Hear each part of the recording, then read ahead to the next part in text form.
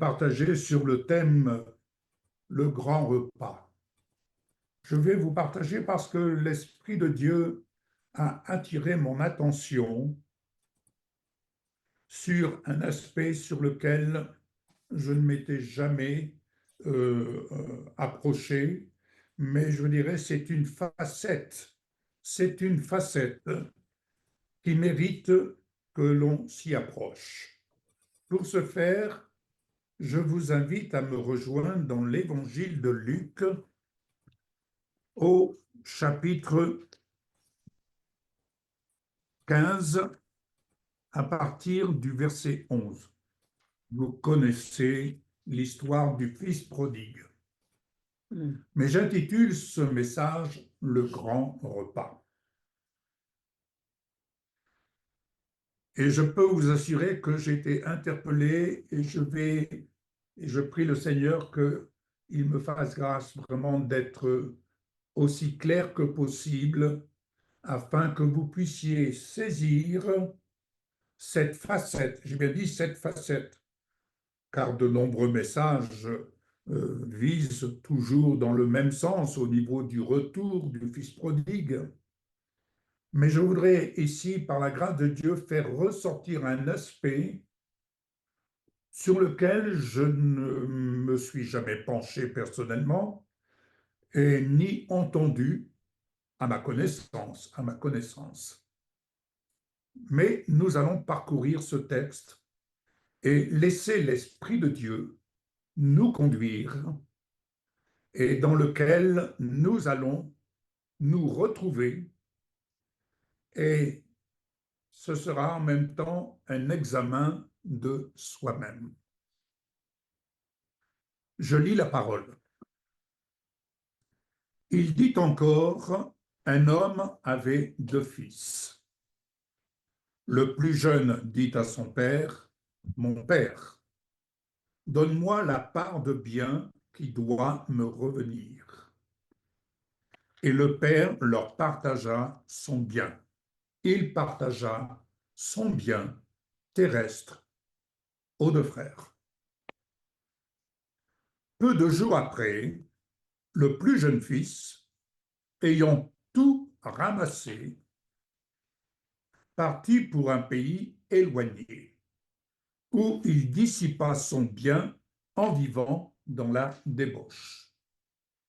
Ce jeune fils représente une génération où il ramasse les biens terrestres plutôt que de les faire fructifier. Il va partir et, comme beaucoup disent, il a voulu profiter de la vie, mais il a dissipé, il a dépensé tous ses biens terrestres, tout le capital que le père avait pu rassembler au fil de ses années, de son activité. Ce père, le moment venu, accepta de partager ses biens à ses 2 fils, mais voilà, le plus jeune a, lui, fait le choix, plutôt que de faire fructifier d'une manière intelligente, il a dissipé tous ses biens.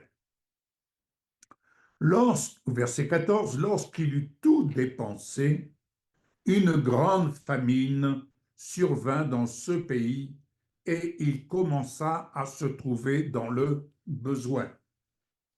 Autrement dit, ici, on peut se référer à cette parole, ce qu'un homme aura semé, il le récoltera. Si vous semez en dissipant vos biens, eh bien, arrivera le moment où vous serez dans le besoin et vous n'aurez rien récolté. Ce qu'un homme aura semé d'une mauvaise manière, il le récoltera.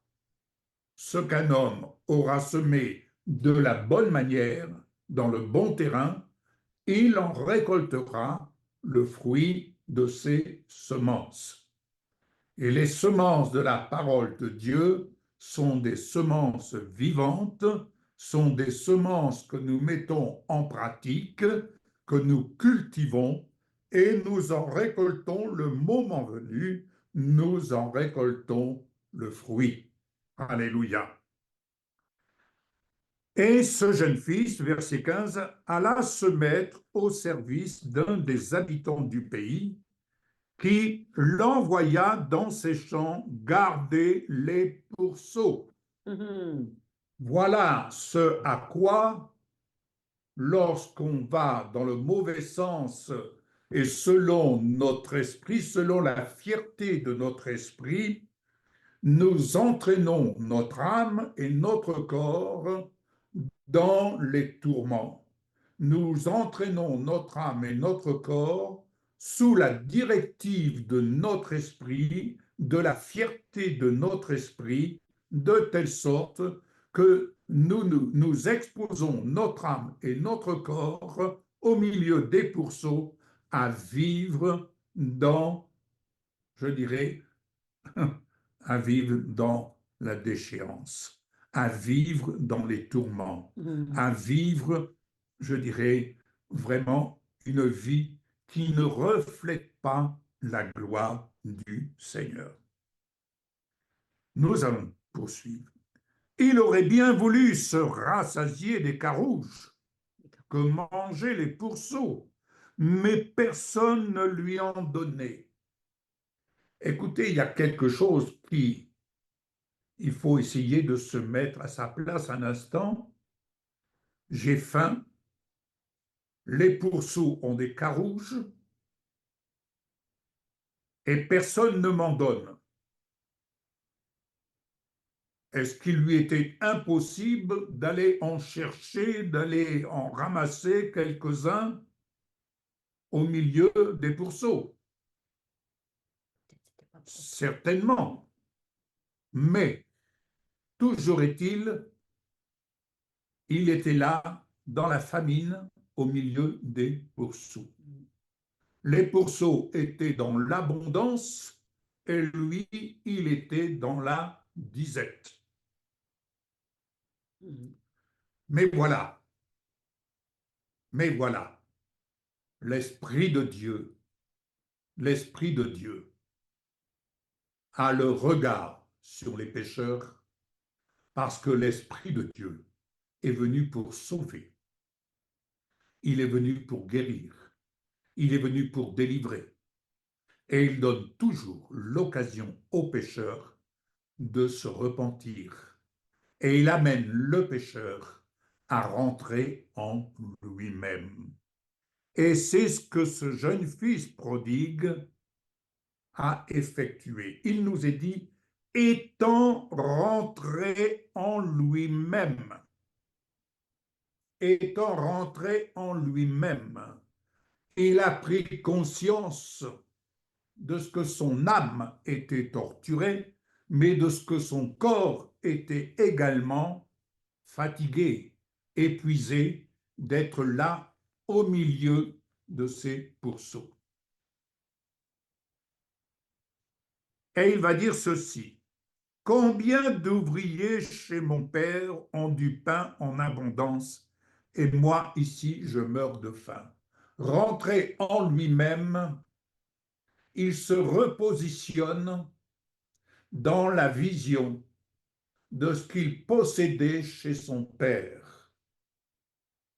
Rentré en lui-même, il se repositionne de ce que dans la maison de son père, les ouvriers qui sont au service de la maison de son père ont, eux, de leur côté, du pain en abondance. Mais lui, cultivant les mauvaises choses, cultivant dans le mauvais terrain, cultivant dans le mauvais choix, il se retrouve à avoir faim au milieu des pourceaux. Alors, il prend la décision, la bonne décision, se repositionnant dans la vision de l'abondance dans la maison de son père. il se repositionne et il va dire, je me lèverai, j'irai vers mon Père et je lui dirai, mon Père, j'ai péché contre le ciel et contre toi. Je ne suis plus digne d'être appelé ton fils. Traite-moi comme l'un de tes ouvriers. Vous voyez, quand on marche dans le mauvais sens du plan de Dieu, il va de soi qu'on y perd notre dignité. On y perd notre dignité. Mais attention, attention. Vous allez voir où je vais en arriver.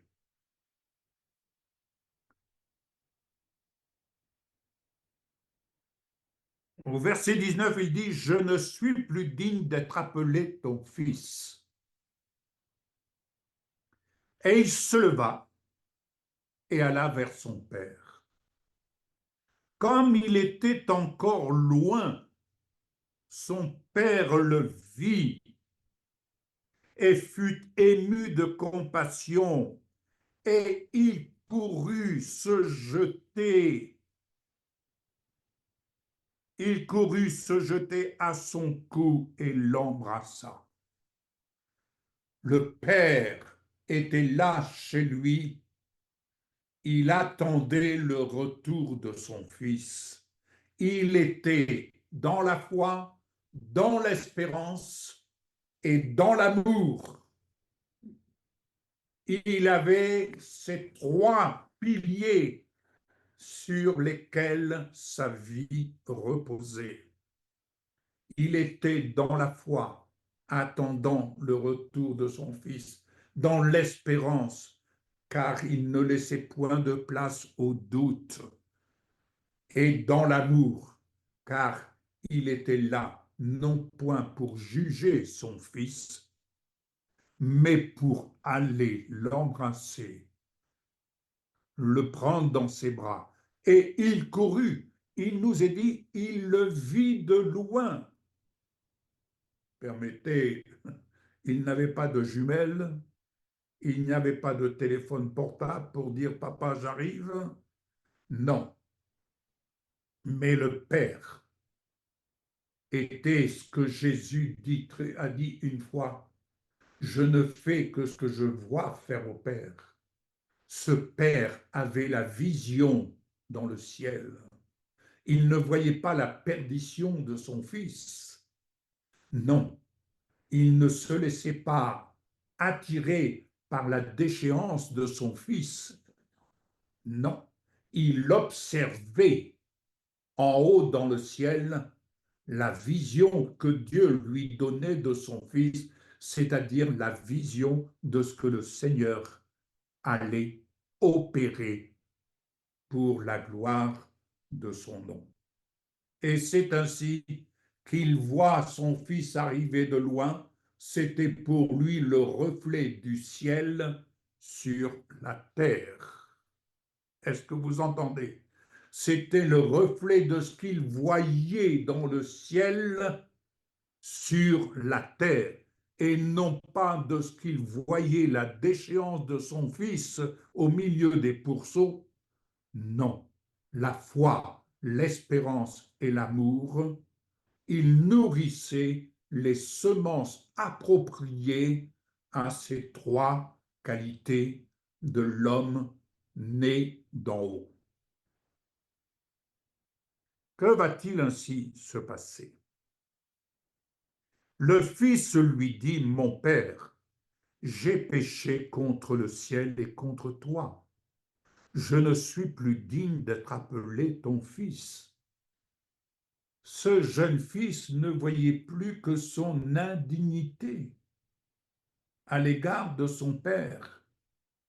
Autrement dit, c'était le reflet de l'adversité qui lui faisait voir qu'il était rendu indigne, c'est-à-dire sous la coupe de la culpabilité. Non, son Père va faire quelque chose d'extraordinaire.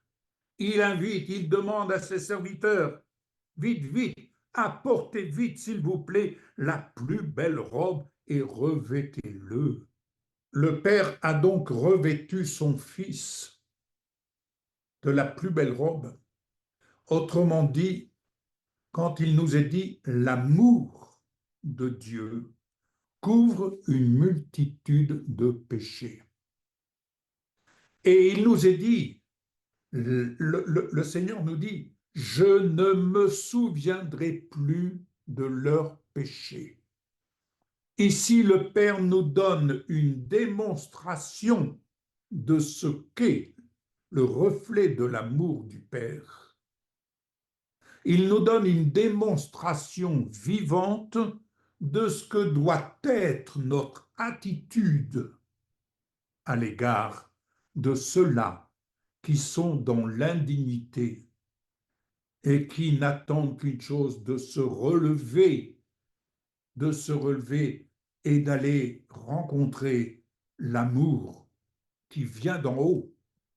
Je ne parle pas de l'amour du monde, mais l'amour qui vient d'en haut. Mais écoutez bien, le Père n'a pas pris son Fils en lui disant « nous allons régler le problème », et je reprends mon propos, comme cela se fait dans certains pays d'Afrique, « attends, assieds-toi, nous allons palabrer ». Non, le Père n'est pas rentré dans des palabres. Mais qu'est-ce que tu as fait? Mais tu ne te rends pas compte. Tu as dilapidé tous les biens que je t'avais donnés. Non, il n'est pas rentré dans le jugement. Il n'a pas pris la position du tribunal. Bien-aimés, ne prenons pas la position de celui qui juge. Ne prenons pas la position du tribunal. Et vous allez voir ce sur quoi le Seigneur est venu attirer mon regard. Donc, il va dire, revêtez-le, mettez-lui un anneau au doigt, l'alliance. Il lui a rappelé la fidélité de Dieu à l'égard de son alliance avec nous. Et comme il m'arrive de le dire, ce n'est pas Dieu qui nous lâche la main, c'est nous qui lâchons sa main. Ouais. Ce n'est pas lui qui est infidèle à son alliance, c'est nous qui sommes infidèles à son alliance. Alors, il va dire, mettez-lui les souliers aux pieds. Alléluia, le zèle de l'évangile, le zèle de la paix. Et il va dire, amenez le veau gras et tuez-le. Béni soit le Seigneur. Dites-moi, pour engraisser un veau, il faut quand même un certain temps. Cela sous-entend que le Père, attendant le retour de son Fils, prévoyant le retour de son Fils, avait prévu d'engraisser un veau afin qu'à son retour, il puisse manger et se réjouir, et comme il le dit au verset 24, « Car mon Fils que voici était mort, et il est revenu à la vie, il était perdu et il est retrouvé. » Alléluia. Voyez-vous, quand on marche selon la fierté de notre esprit, c'est nous-mêmes qui entraînons notre âme dans des souffrances et en même temps, de pair, nous entraînons notre corps à subir les conséquences de ces souffrances. Mais à l'inverse, lorsque nous prenons soin de notre âme, nous prenons soin de nous soumettre à l'Esprit de Dieu. Et se soumettre à l'Esprit de Dieu, c'est faire confiance qu'il va nous conduire dans ce qui est bon pour nous. Et quand je dis ce qui est bon pour nous, ce qui est bon pour notre âme. Et immanquablement, ce qui est bon pour notre corps. Alléluia. Donc, bien-aimé, quand il est dit « l'humilité précède la gloire », L'humilité, c'est de pouvoir dire, non pas comme je veux, mais Seigneur, comme tu le veux, toi, car ce que tu veux est bon pour moi. Alléluia. Et voici, verset 25, le fils aîné était dans les champs. Lorsqu'il revint et approcha de la maison, il entendit la musique et les danses. Il y avait de la joie dans la maison du père pour le retour de son fils. Il appela un de ses serviteurs et lui demanda ce que c'était. Ce serviteur lui dit, mais ton frère est de retour et ton père a tué le veau gras parce qu'il l'a retrouvé en bonne santé. Il se mit en colère. Il se mit en colère et ne voulant pas entrer, son père sortit et le pria d'entrer. Mais il répondit à son père, voici, il y a tant d'années que je te sers sans avoir jamais transgressé tes ordres, et personne et jamais tu ne m'as donné un chevreau pour que je me réjouisse avec mes amis. Et quand ton fils est arrivé, celui qui a mangé ton bien avec des prostituées, c'est pour lui que tu as tué le veau gras. Vous voyez, le fils avait tout ce qu'il voulait dans la maison de son père. Mais ce fils, il vivait dans le cadre de la lettre. Vous vous rappelez cette parole? La lettre tue, mais l'esprit vivifie. Et ici, je partageais hier avec Michel, il y a quelque chose qui a surgi dans mon esprit, mais j'ai dit, mais bien sûr, mais c'est vrai, cette parole que l'Éternel va dire à Caïn, Caïn, où est ton frère? Et Caïn de répondre, mais suis-je le gardien de mon frère? Suis-je le gardien de mon frère? Ah, il est aisé, il est aisé de laisser les âmes se perdre. Il est aisé de laisser les âmes mourir. Il est aisé de laisser les âmes et les corps mourir. Pour diverses raisons. Autrement dit, ici, la position de ce frère, c'est la position du propre juste. C'est la position de celui qui dit, moi, je suis dans la maison de mon père, je ne sors pas de la maison de mon père, je ne sors pas du cadre de la parole, j'apprends à suivre la parole, je dirais, j'apprends à suivre la lettre. Mais quant à fusionner avec l'esprit de la parole, c'est une autre chose, car fusionner avec l'esprit de la parole, c'est se soumettre à l'esprit de Dieu qui anime la parole, et animant la parole, l'esprit de Dieu va nous amener à nous pencher sur les âmes, et en l'occurrence sur celui-là, notre frère, notre sœur. Ouais.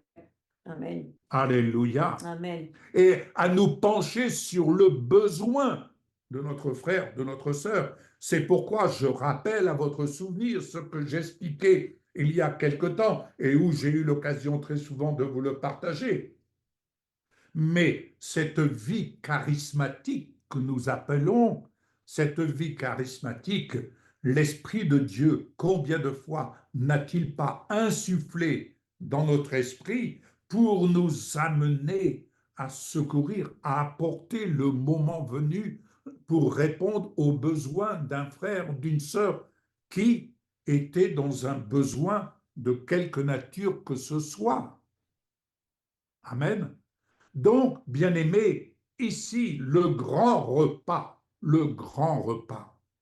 qui a eu lieu, aurait dû donner l'occasion à ce frère de se réjouir, lui, l'aîné, de se réjouir que son petit frère était revenu dans la maison du Père. Il ne le reconnaissait même plus comme son fils. Il ne reconnaissait même plus ce jeune frère comme étant son frère. Il ne le reconnaissait même plus. Bien-aimé, quand nous disons frère, sœur à quelqu'un, apprenons à reconnaître et apprenons à être insufflés par l'Esprit de Dieu. Vous savez, l'Esprit de Dieu, j'ai écouté une servante du Seigneur qui a réalisé, je reprends son propos, qui a réalisé, peut-être que vous l'avez entendu, elle a réalisé que Yahweh, c'était le nom de l'Éternel et qu'on ne pouvait pas en fait prononcer. Mais elle a réalisé que le nom de l'Éternel, c'était le souffle de Dieu, le souffle du Tout-Puissant. Et vous savez comment ce souffle s'exprime? Yahweh, Yahweh. Et c'est exactement ce dernier souffle que Michel a pris soin de me rappeler. C'est exactement le dernier souffle que nous avons entendu de notre fille Sandrine. Ouais. Vous voyez, ça vous arrive quelquefois quand vous vous levez le matin? Yahweh, Yahweh. Ce soupir, c'est le souffle de Dieu. Quand cette servante de Dieu a partagé cela, mes yeux étaient écarquillés, mes oreilles étaient toutes grandes ouvertes et je me suis empressé de le partager avec Michel. Nous allons prendre le repas. J'ai dit, mais tu te rends compte, le souffle de Dieu, c'est le nom de Yahweh. Ce qu'elle dit, c'est ce que Sandrine a fait. Alléluia. Amen. Un souffle léger. Un souffle doux et léger. Le souffle de Dieu est un souffle doux et léger. Ce n'est pas un souffle d'excitation, c'est un soupir. Alléluia. Et ici, le Père s'est réjoui et nous pouvons nous laisser aller à l'imagination. Ça a été pour lui un soupir. Enfin, connaissez cette expression? Ah oui, enfin.